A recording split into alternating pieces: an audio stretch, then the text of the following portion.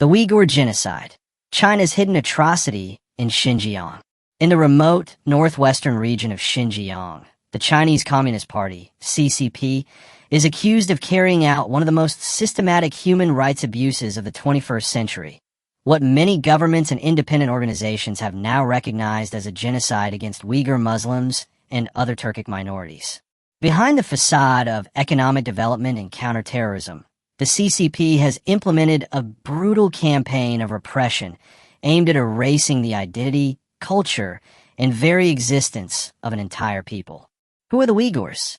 The Uyghurs are a Turkic-speaking, predominantly Muslim ethnic minority group native to the Xinjiang Uyghur Autonomous Region in northwestern China.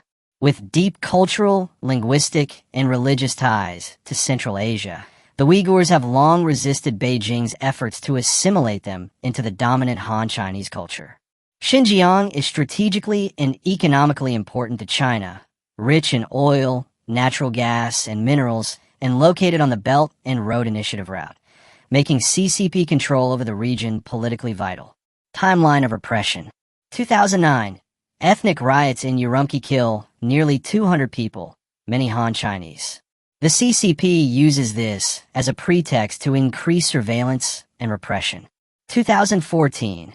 President Xi Jinping launches the Strike Hard campaign against violent terrorism in Xinjiang.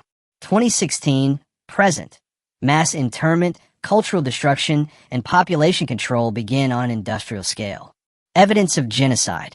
1. Mass internment camps. Up to 1.8 million Uyghurs have been detained in what China calls re-education centers. These are de facto concentration camps, with barbed wire, armed guards, surveillance towers, and no legal due process.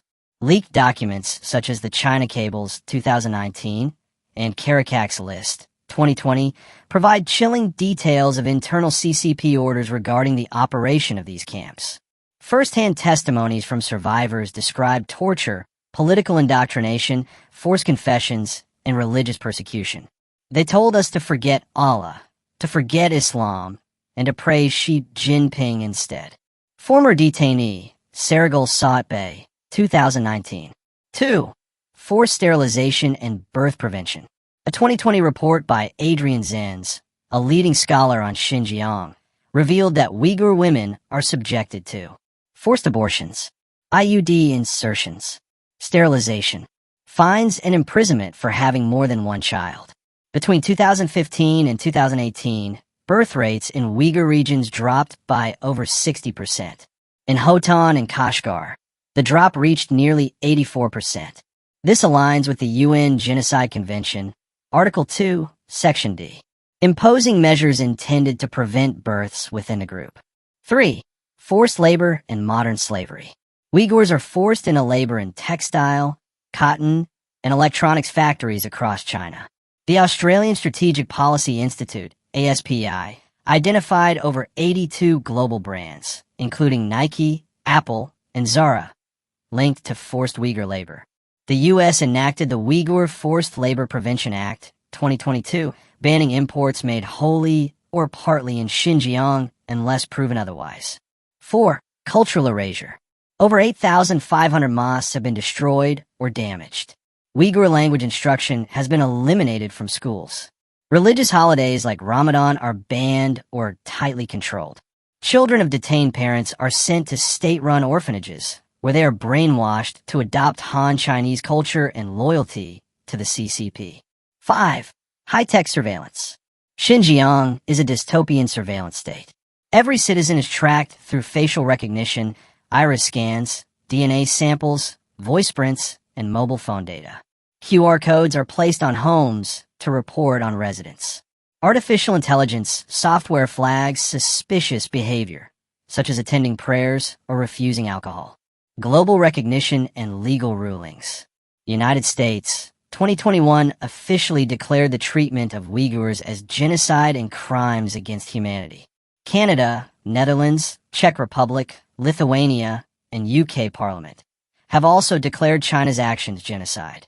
Independent Uyghur Tribunal, 2021, chaired by Sir Geoffrey Nice, concluded China is beyond reasonable doubt guilty of genocide, based on extensive legal review and survivor testimony. There is no doubt that these policies are deliberate and targeted.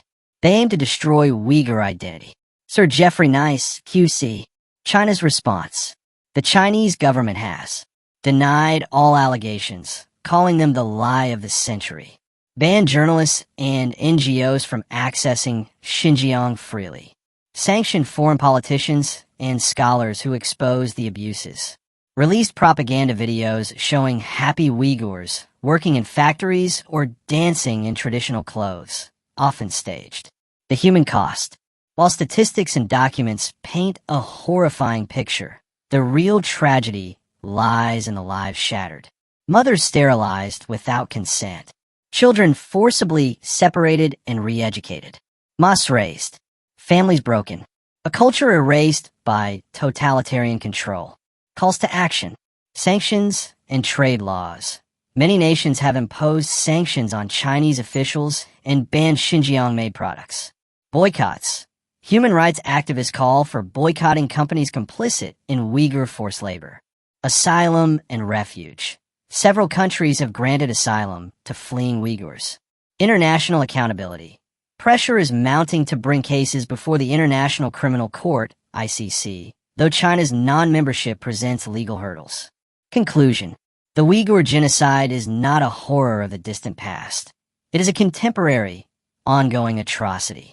The scale, coordination, and ideological precision of this campaign echo the darkest chapters of human history.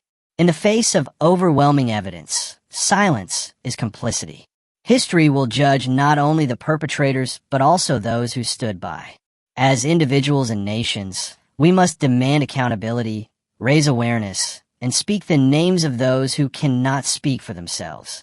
First they came for the Uyghurs. May this time, the world not stay silent.